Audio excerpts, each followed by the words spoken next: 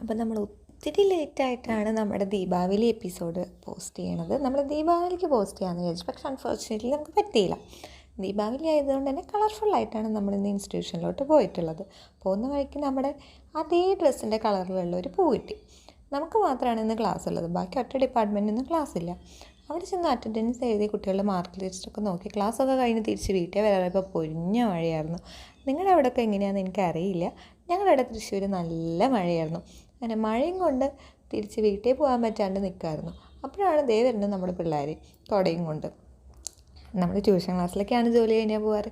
അപ്പോൾ പിള്ളേരെയും കൂട്ടി നേരെ ട്യൂഷൻ ക്ലാസ്സിലോട്ട്. അപ്പോഴാണ് അവരവിടെ ഓൾറെഡി ദീപമൊക്കെ കത്തിച്ച് ദീപാവലി കളർഫുള്ളായിട്ട് ആഘോഷിച്ചിട്ടുണ്ടായിരുന്നു.